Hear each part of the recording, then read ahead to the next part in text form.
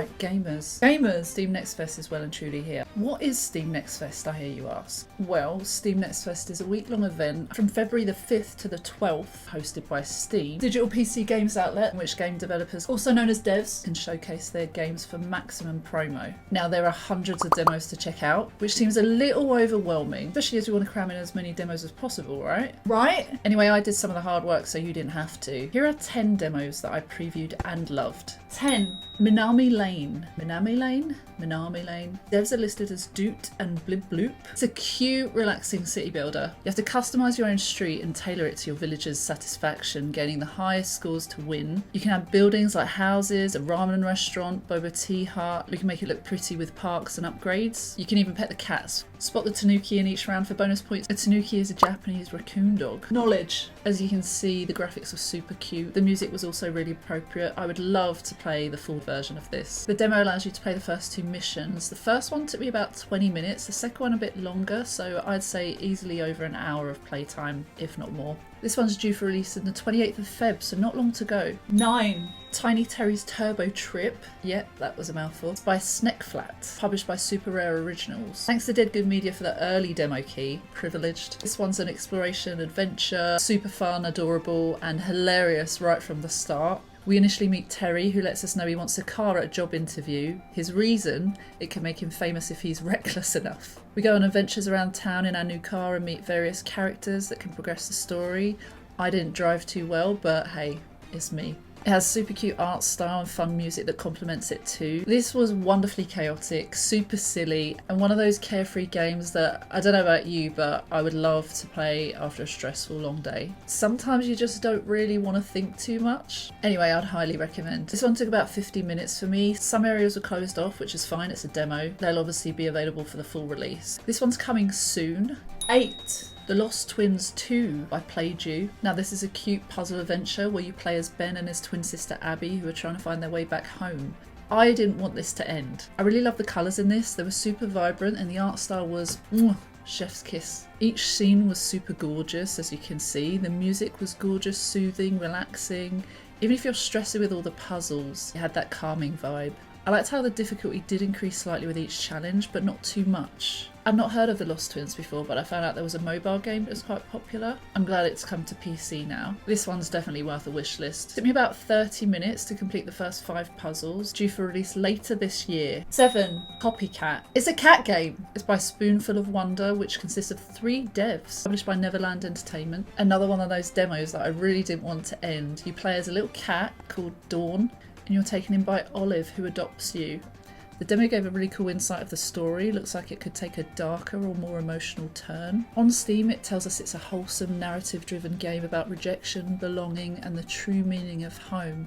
It starts off with a nice little quote. Now, I won't ruin it for you, but if you play the demo, let me know what you thought of that. I liked the meaning behind it. Such amazing work for a 3-person dev team. Honestly, the graphics were great. I love that there were some customization elements, some comical scenes as well. And of course, you could knock things over and be as chaotic as cats. The demo took me about 45 minutes to play. As soon as it ended, I was like, no, we want to see more. So you can already tell it's one to try. This one's release date says coming soon. 6. Crypt Custodian. This is by dev Kyle Thompson, who also published the game. This is another cat game. I love cats. Of course, I'm going to cram in all the cat games. This one is Ori meets Cult of the Lamb. If you've played either of those games, you're in for a treat. It's a Metroidvania, so it means that you're exploring worlds and you can go back and forth, and sometimes you unlock new ways of getting through. In Crypt Custodian, you play as Pluto, a cat that has died and been banished to the afterlife as a janitor for all eternity.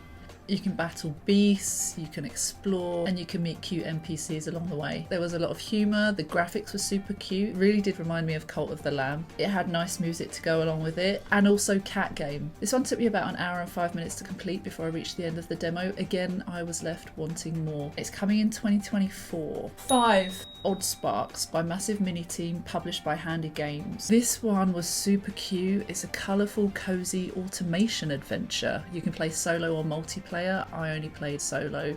So you're an adventurer on a mission or two. This one's filled with tons of interesting NPCs who are townspeople that you meet along the way. You stumble across a magical substance on your adventures and you end up creating creatures called sparks that can help you in many ways. I really loved that there was a bit of character customization with a few different options. The graphics were really vibrant, which I really loved, and the music was great, very calm and relaxing. The quests are fun and it was quite easy to track them. This one's quite a long one actually. I spent over 3 hours exploring, so I wonder how long the actual game is. Due for release in April, which isn't far off actually. 4. Mojito the Cat by GTZA Studio. Alright, another cat game, yes, because cats, obviously. This one's a 3D puzzle labyrinth. So you start off as a cube-shaped cat that has to complete each puzzle map in the least number of moves, which gets you more points per round. There are 10 unlockable characters plus 22 other alternative characters that you can play as, such as other animals or seasonal figures. It was super addictive, cute, cozy, the graphics are gorgeous, and the music was nice and relaxing too. I spent about 20 to 30 minutes on the first 2 maps, which is what is allowed in the demo. The release date on this says coming soon.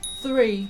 Kamaeru by Humble Reads and published by Armour Game Studios. It's a cute, cozy farming sim and there are frogs in it, loads of them. I had to take care of a frog refuge or sanctuary, collecting a variety of cute froggies, taking pictures as I went, decorating with frog furniture, restoring the biodiversity of the wetlands in Kamaeru. The music was just so peaceful and it was so relaxing. I had over an hour of fun with this one. It was super easy to follow as well. The tutorial kind of took you through each stage, so it wasn't too information overload. There were a couple of demos that I trialed that actually didn't really help in giving you instruction on how to start the game, and I'm sure it would have been really easy basic instructions. So this was really one that stood out for me among all the farming sims, that it was straightforward and easy to follow. Release date is to be announced. It's 2024 at least, so I'm really excited to play the full game. 2. Reus 2 by Abbey Games, published by Fire Squid. So some of you might have played the original Reus, which was out over 10 years ago. I never did play the original. This is a strategy game, and I always talk about how I'm not much of a fan on strategy games, but some really stand out, so they have to be quite good. It's an improvement on the first one. You're playing God and you're controlling worlds in which giants are shaping humanity, watching each planet evolve.